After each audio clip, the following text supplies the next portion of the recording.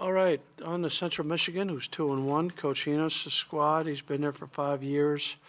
Interesting because he hired, Morris Watts to be his offensive coordinator, who's been coaching for over 50 years. And probably one of the few times you'll get to see a game this year with old school football on offense. Now, he does have all the modern tweaks, he'll spread it out and have all that stuff available to you, but this is an old school football team, multiple running backs, multiple tight ends, try to pound you, a big group of offensive linemen, which we'll talk about here in a second. But this is the game that a lot of us grew up watching play on offense. It starts with their quarterback Cooper, who's a big guy himself. He's 6'3", 220, drop back. He's a drop back quarterback. Last year he was even with his touchdowns to interceptions. This year he's got 4-1. Okay, so he's greatly improved his touchdown to interception ratio. That there's a good chance that their lead running back Rawls won't play. From what I understand, he's right now indefinitely suspended. They list 5 different guys, but if Rawls doesn't go, we'll probably get the most out of Lavallee. I know there's another 3 guys on the depth chart, but he's clearly second after Rawls as far as how they do it. They have a fullback that plays fullback. It's probably going to be Bocce. I know they've listed Garland in there too, but and they also have 2 tight ends that'll both play. The on the line of scrimmage, Kingsville is more the on the line of scrimmage guy, and Butler is more the move guy for them in their offensive scheme. As far as the receivers go, we really don't know the status of Davis. Davis is a frontline wide receiver, could play for anybody. Got hurt on a punt return in the first game of the year against Chattanooga. Really hasn't seen action since. He's 6'2", 190. He's not only a good receiver, but he's also a good returner.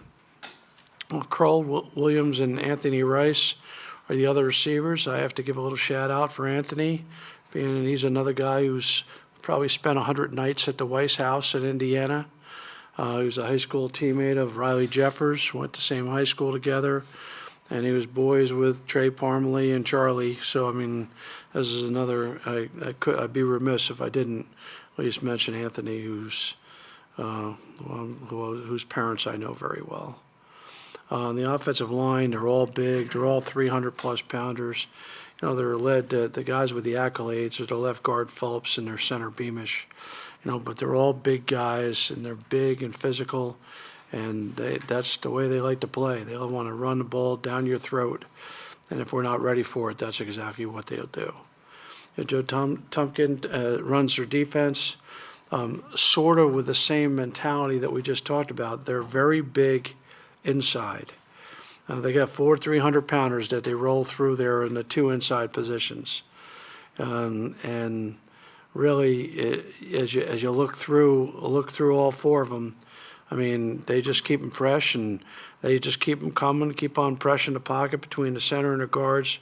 They're going to have their hands full with these guys. Ostman, who plays a defensive end on our right, their left, is a high-effort defensive end who gives a lot of people trouble. Serpa's on the other side. At linebacker, they're led by Cherokee. He averaged 10 tackles a game last year. He goes with their 3 technique, and Hamilton goes with their nose. They say Mike and Will, but they kind of go with the 3 technique and the 1 technique. King plays their nickel. The one thing about all 3 of those linebackers, they've all been in the program for at least 4 years. In their secondary, I'm really impressed with Wilson, who's their boundary corner.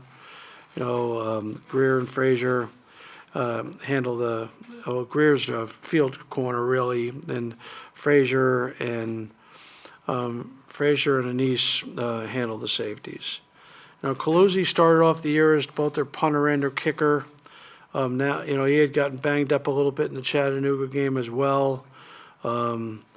but he's back in there. He's being a punter. You'll see both conventional punts, and you'll also see some rugby punting where he rolls a little bit to his right and punts the ball, usually making it tough to catch and giving a big roll. Evie's taken over as the place kicker and the kickoff guy from Calusi, probably stemming from that original injury. Zank's their long snapper. I talked about punt returning. We really have to be concerned if Davis is a go because he makes plays. And Williams, who's one of the starting wide receivers I mentioned before, Williams will handle the kickoff returns. And floor is open. Been a lot of talk about your team's psyche, but how about physically? Did you guys come out of last week okay? We have a couple guys sick, but other than Zuniga, who we thought maybe had broke his fibula, but he didn't. He's just sore. Everyone's set and ready to go. Just like any college program at this time of year, you start to get some kids sick. But don't know if they're all dead. When you're sick, you're always day to day. They might be practicing today. They might be practicing tomorrow in a couple of cases. But we're aware of that. But injury wise, we're in good shape. Charlie, you talked about focus on Montel's accuracy. What can you do in practice, or what can you do to help a guy accuracy-wise? Well, there's about 2 or 3 things that you could do to work on that, and without getting into particulars, those are the 2 or 3 things that we're going to work on today. I'm not going to get into here's what we're doing, okay, to fix the problems, because I'm not going to say, hey, Central Michigan, here's what we're doing. Okay, but I've been coaching quarterbacks for a long time. I'm not the quarterback coach or the offensive coordinator, but I know enough about quarterbacks to identify problems and how to fix them. And Montel spent Sunday meeting with Ron, John, and me. He had a full plate on Sunday. But at the end of the day, when he walked out of there on Sunday, I think he understood, A, what the problems were, and then B, what we're going to do to try to fix them. You talked about his accuracy throughout the offseason being, considerably better than obviously he showed last year. Is it just live action that's, getting out there and having somebody try to take his head off? I think it was a bad day at the office. That's what I think it was. Do you have bad days at the office? I have. Well, he had one.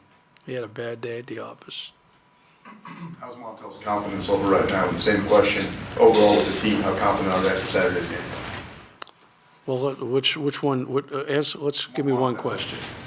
By the time Montel left on Sunday, I think Montel was feeling a lot better when Montel walked in, because when you see what the issues are, and you see what the answers are, and if you believe that the answers could solve the issues, then you're okay. It's when you don't have an answer that's a bigger issue. But there were a lot of simple things that could be done. Obviously, I can't do anything about the bad day. We all had a bad day that day. He just one of the guys who had the ball in his hands on every play. So it obviously becomes magnified. As far as the team goes, that's what Sunday was all about. The first half of Sunday was hammering them. Second half of the day was moving on to Central Michigan. And I think that, without me choreographing anything that any player says to you when you guys have them tomorrow, I think I clearly got across to them that game, you got to put that game in the rearview mirror, and you got to be focusing on Central Michigan, because if you don't, you'll get whooped again. Is that, for that mentality, do you rely on seniors for that, or I met with the captains, not the seniors. I met with the captains. I let them take it from there. But we addressed a whole bunch of things. I gave them what was on my mind. They gave me what was on their mind. It was pretty much the same thing, though. For example, Ben Heaney. I can give you 4 players right now, with the exception of maybe a play in the game, that had really good games. Ben Heaney and Victor Simmons had really good games. okay? I mean, not good games. They had really, Justin McKay, he had a really good game. Now, you don't always see it by production, okay, but he had a really good game. And, Semke, he had a really good game. I mean, so when you talk to him on Sunday, you just don't come in and just start hammering away at every single issue, because some guys actually played really well. It's just that it doesn't make a difference if a handful of guys play well when there's a number of guys who don't. So, I mean, there were actually some guys that walked out of there, feeling disappointed in the loss, but at least good that the coaches recognized that even though the game was bad, they played well. Is that enough to keep this outcome, the most recent one, from being a significant hit to the progress of the program? That game's gone for the players. I mean, it might not be going on the street, but I couldn't tell you the street. I mean, because from the second we got back, it's been all identify what the problems are. You can't turn away from a game like that and ignore the things that didn't go well. I address the coaches on things that I don't like there. I address the players on things I don't like there. But you can't ignore the things that didn't go well. That being said, once that happens, you also can't let them leave on Sunday thinking about Duke. So I went and showed them they watched the entire Purdue game that Central Michigan went to Purdue and whooped up on Purdue, because I wanted them to understand, don't think that this is a MAC team that isn't capable of doing the same thing to you, because they went on the road to Purdue, and if they didn't give up a garbage touchdown late, the score would have been 48-10. I mean, the game ended up, it was a domination by Central Michigan on offense, defense, and special teams. Now, they had a bad day at the office last week themselves. I mean, we weren't the only team that had a bad day at the office. They had a bad day at the office as well. I mean, not too much went right in that game against Syracuse, so I'm sure they were reeling a little bit themselves, but not for 1 second did I want our team to leave here not respecting who they're going against. So when they watched that Purdue game, when they walked out of here, they know that, they better be ready to bring it. And you don't have time for sulking.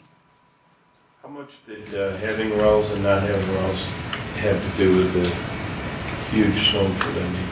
Having Having running back and then not having. He's pretty good, Tom. I mean, he's a 100+ yard rusher every single game. And looking at following the issues that are going on, I'd be kind of surprised if he played this week. And sign me up for that. But I deal with my own guys' issues on and off the field. I don't wish bad on anyone else, but I think that the kid is a legitimately frontline player. I think he's really good. So would it have affected him? Yeah, it probably would have affected him. How's your offensive line performed through 2 games? I think that the guards are the steady Eddie on our team. I think actually Damon played better at right tackle in the second game than he played in the first game. Pat is going to get half of that cast off today. I think he played with 1.5 arms in that game.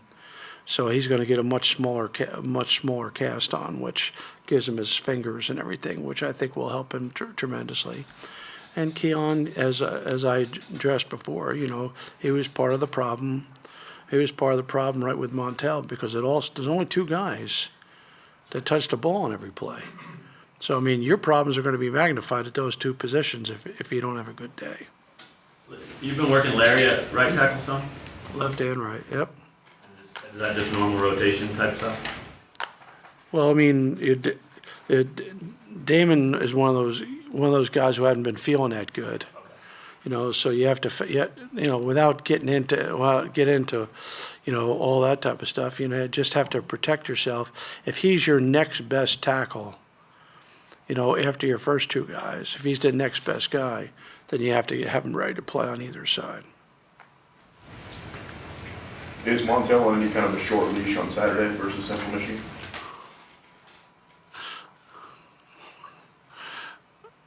Okay, I'm going to gather myself before I give that answer. I expect Montel to play very well this week. Okay, if you're asking me, will I have Cummings ready to go if things don't go well? I'll have Cummings ready to go if things don't go well. Short leash is a, is a football phrase that has no definition because you don't know when that could happen. Is that the first quarter? Is that the second quarter? Is that the start of the second half? I mean, alls I know is whoever's going to give us the best chance to win this game, that's who's going to be in there. And right now, we think that Montel gives us the best chance to win this game. As you said, the spotlight's obviously on the quarterback. What other keys do you want in a more efficient passing game? What are some other keys to make that happen? When the game goes like that game went, the only answer I could give you other than give the quarterback more time, which is obviously the more time the quarterback has, the more chance you have. It's really unfair to try to judge the other skilled players because they become I wouldn't say non-entities, but they become less significant because it really only starts with the guy with the ball in his hands. So, I mean, when I go to grade guys in the passing game from the other day, be honest with you, with the tight ends and the wide receivers, I would give them every one of them an incomplete. Because I really can't, if they run what they're supposed to run, which they basically do, they don't make mental errors. Very seldom do they make mental errors. Still, it comes down to what happens when the ball comes in your direction. And that just didn't happen very many times in that game right there. So it's not avoiding the answer, it's being honest with you. It'd be tough for me to have said, be critical of those guys because there wasn't enough action going their way. So more on the offensive line and the quarterback? Or? No, it's all on the quarterback. It's all on everyone in protection. So protection is not just the offensive line. It's running backs. Often it's tight ends too. Obviously, the more time the quarterback gets, the better chance he has. But there were times in that game when the protection was great and the quarterback was bailing out and flushing out of the pocket. When the integrity of the pocket was great. So that just goes back to the same, bad day at the office. That was part of that. Charlie, the problems on third down, is that just another example of the passing game needing to be more efficient? I mean, is there anything more that you can see in that? It really was the passing game on every down. Third down gets magnified. If you're not throwing and catching, third down it gets magnified because now you're punting. It wasn't like every third down was 3rd and 12. We had 3rd and 4s. We had plenty of manageable situations right there. But our efficiency in the pass game, was not good, and it's definitely magnified on third down. The field goal that was blocked was obviously a long one. That's 2 games in a row. Is that just fluky stuff, or is there something? No, the one in the first game was the problem. This game, Wyman and I talked about whether even to try it or not. And he said, he goes, I'm going to have to hit it lower, because he's going to have to drive the ball. So I already knew he was going to drive it. But to be honest with you, the ball was not blocked by the guys inside. It was the guy coming off their right edge, off our left edge. But it was because he was taking so much time to try to drive the ball to kick it 57 yards or whatever was there. I mean, he could have said to me, hey, Coach, I can't make it. But that wasn't his answer. I liked his answer. His answer said, hey, let's give it a shot. He goes, I'm going to have to take a little bit more time and try to drive it. He goes, but let's give it a shot. So more power to him. But there were 2 different issues. One was penetration up the middle, and this was taking a lot of time to try to make a 57-yard field goal. Actually, I think Wyman has been, I know he's probably 50-50 based off the stats right now, but actually he's hit the ball pretty solid for us so far after 2 games.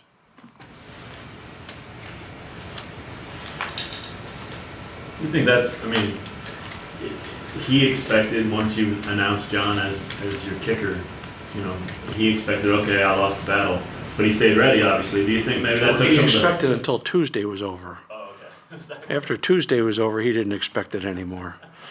Because after Tuesday, there was then a new period the next day, and he was now the kicker. Okay. Even if it was only 12 hours, do you think that just kind of exhaling a little bit maybe helped him? And just a fresh start, so to speak? That's possible. I don't know that. It would be purely a guess on my part. You know, I wouldn't know that.